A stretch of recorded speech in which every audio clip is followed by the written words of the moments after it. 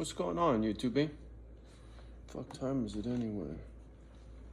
Well, here, I gotta take that off there first. Hold on. Now. There you go. Right? You know, in one of my recent videos, I was talking about contingency plans, right? Being prepared for whatever might come your way, right? Fire extinguisher, etc. And it really it really came into focus with this recent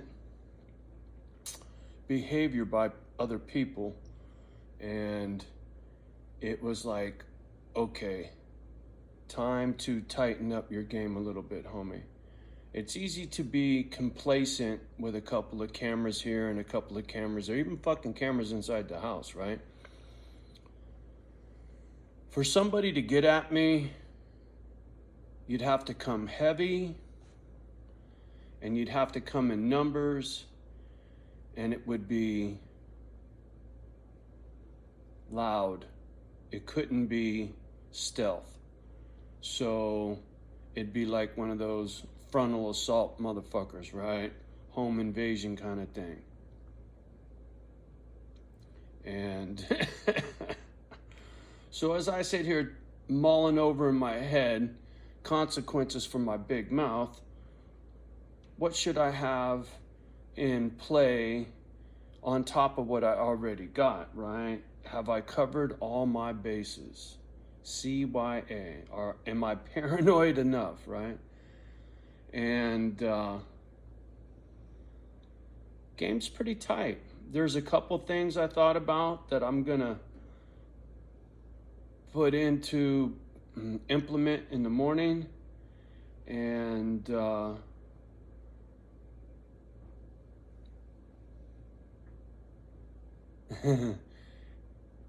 it's strange that I'm even making this video, but just because I moved to a part of the country that's pretty isolated, and there are a bunch of church-going folk up here, and how should I put this where it makes sense? You can't underestimate stupid. Look, if somebody was really gonna try to come rob me, right, for my baubles, ooh, shit, my ring's on upside down. If somebody was gonna come try to get at me for my baubles, your take would only be about 50 G's, right? And then you'd have to move the metal, and it's all been on video, so you try to walk into a pawn shop, you're fucked, right? It'll be in every pawn shop. You see any of this shit, call the cops, blah, blah, blah. It's just not worth it to come fuck with me, right? It'd be easier to rob a jewelry store in the fucking mall or in a strip mall somewhere or some shit, right? People are getting away with that crap right and left. Now, if somebody wanted to bring me harm and it had nothing to do with the metal, it had to do with my big mouth and talking shit, well, chances are that'd only be one or two people, and they'd be all fucking hot under the collar because I had a big mouth, and I just don't see that. It's too much trouble. So I'm really not concerned for my life, but I'm not underestimating stupid, right? And so just a little advice. Like I said, go fuck with a pussy. There's easier targets than me.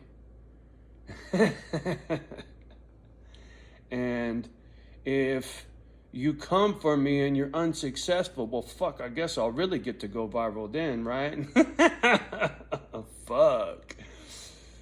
But I gotta believe the man upstairs has got my back on this, right? I gotta believe that irregardless of my big mouth, you know, my video about trying to get everybody to come together and love each other, and, you know, why kill each other when we're all part of the human race. I mean that stuff, right?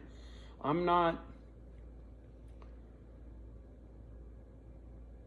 never hurt anybody who wasn't trying to hurt me first, right? I never walked up and Sunday punched somebody. I never, you know what I mean? I never strong arm robbery somebody. And none of that kind of nonsense. It just wasn't how I'm wired, right? Motherfucking goody two-shoe, right? I spent a lot of my life being a square until I met the wife and got my nose in a bag of dope and started bouncing at a strip club in the shady part of town. I mean, I had cats come into the fucking strip joint, essays with long hair, fucking put it in a ponytail because there was beef with one of the strippers, and this dude stepped off to the side and was just kind of like this. I walked out to my car and got my fucking my 45 revolver at the time, and was like, well, fuck, if we're gonna do this, we're gonna do this, right? And then finally, the stripper and the guy that she was dancing for calmed the fuck down. The dude with the ponytail sat down, and I went and put my pistol back in the car, and it got squashed. Calm, cool, and collected. I don't give a fuck. Like I said, I know it's kind of reckless. You know, all the other stacking channels, they're very fucking careful and paranoid about what they put on their gadget. Me, I don't care, right? I'm trying to get attention. I want people to trust me, right? I put myself on blast. I make myself very vulnerable in the eyes of other people so that you will fucking trust me and get behind me and what I'm doing with my doggies, right? So me talking shit about flags and other people's philosophies on life, I'm entitled to my opinion. It's America, free speech, motherfucker. And if you don't like what I say, kick rocks. And a few people have kicked rocks. You know, text messages go unanswered. So, cool with it. Fuck it. On to the next, right? I no sweat off my nuts. I've been alone most of my life. And seen bad things happen, right? So, man, it's so hard for me to properly put into words so that you'll understand exactly what it is I'm trying to say. Because up here, it's straight. But when I'm trying to get it to you guys, it's hard because you don't feel what I feel. You haven't been through what I've been through, so I got to try to paint a picture that you'll understand, right? You're going to get a fucking Willie story, man. Because there's a lot of new eyeballs. Check this. When Johnny lived in Redwood in this little shit apartment, there was old man Willie downstairs. Black guy. 50s. I was 12 years old. My other brothers were still in the foster home. I had just got back home with mom. And I didn't really know anybody in the neighborhood, so I was playing downstairs in the carport. There was Willie. There was Hobag Vonda that lived right across, right from one door to the other door from him. And Vonda was this nasty white lady who would sleep with anything and everything. As a matter of fact, here's another story. Side note. Vonda, that lived across from Willie, fucked some of my friends who were in their early teens back in the day. Well, Vonda fucked a black guy that lived upstairs with his wife, who came back from Vietnam with an M1, or maybe a Mini 14. Either way, she found out that he fucked Vonda, and she chased him. The apartment building was basically staircases up each side. If you go, anyway, I could show you on Google Earth, but anyway, staircases that go up on each side, and then there's a catwalk, apartments on this side, apartments on this side, the apartments butted up here, and then down below was a carport. Willie was over here, and then there were garages on this side, Willie and Vonda. So anyway, the black gal whose husband banged white Vonda chased him across the catwalk, got in front of our front door, and she blew his fucking head off, and there was brains and blood and shit all over our fucking front door, right? That's how it was. And so, to get back to Willie. Willie living down below us, me playing down in the carport at 12 years old, had no friends in the neighborhood, just moved in. The old man Willie started, being nice and friendly to me one day. We chatted up a little bit. He was the kind of brother that drove a Cadillac, had a suit on all the time, and he was always cleaning his fucking car. But he was on food stamps and housing authority, otherwise he wouldn't have been in that building. He was just one of them brothers that gave more fucks about his whip than anything else, right? He was always fronting. So, down there bullshitting with Willie, I go upstairs, tell Mom, I was like, hey, I met Willie, he was a nice guy. And Mom's face turned bright red, and she's, fuck that motherfucker, he raped me. Blah, blah, blah, blah, blah. Don't you ever fucking talk to him. I said, I snapped. I was crying, I was upset. I said, I'm gonna kill him. And I was running around the apartment looking for something to go kill this motherfucker, right? I think I grabbed a butter knife, something, whatever I was just on one, right? Mom was crying. She goes, look, because she knew she fucked up. She shouldn't have told me that, right? And I asked her what happened. This is what happened.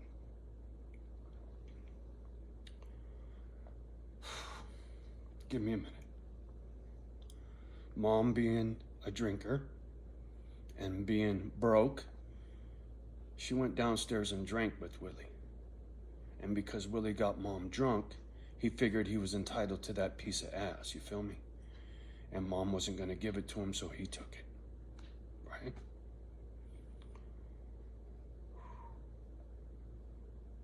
So when Mom tells me all this shit, she also tells me, look, you cannot kill Willie.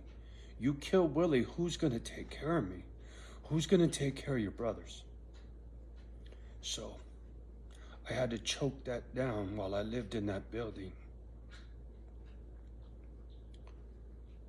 Kimba, stop. She's over there licking. Right? And even though I went through that, black man raped my mom, even though my mom got raped by a black man, we don't hate black people. A lot of white people got a problem with that. I don't got a problem with that. That was one motherfucker. That wasn't a whole race of people. And a lot of white folk don't get that. So just like in that video, why can't we just all get along, all of us of every fucking color, right? So whether you want to come fucking rob me or shoot me because I don't hate black people, right? I don't give a fuck, homie. You cannot hurt me any more than I've already been hurt. See what I'm saying? Grief, my wife, was half black. She lied about that. You'd have to ask her. I don't know. Chances are she was a trick baby.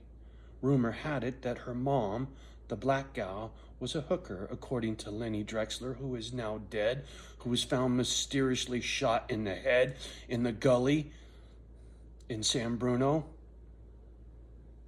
I got fucking stories, motherfucker. So like I said, you want to harm me? What have I got to lose?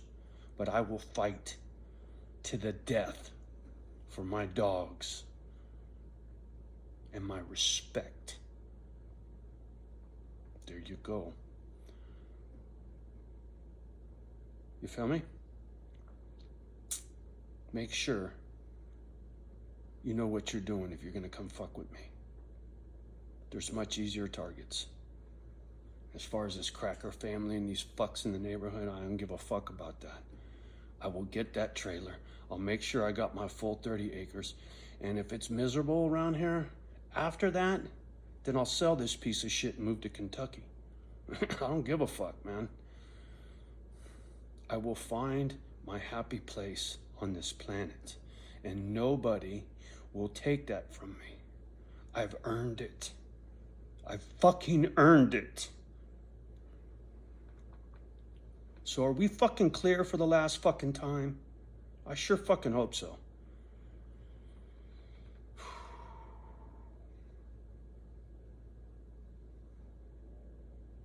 All right.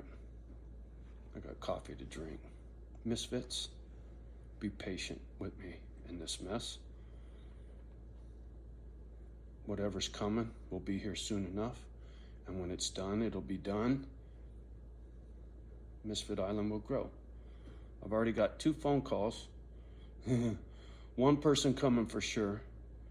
And I told the other one no, but they're like, fuck that. Nah, we'll see. So anyway, don't you worry, Johnny's got backup coming. I sure don't have any in this fucking town, but that's okay. I didn't have anybody helping me with Willie either. And I was only 12, but I was ready to kill him. And you want to come for me, I'll kill you too. You feel me? I'm not scared.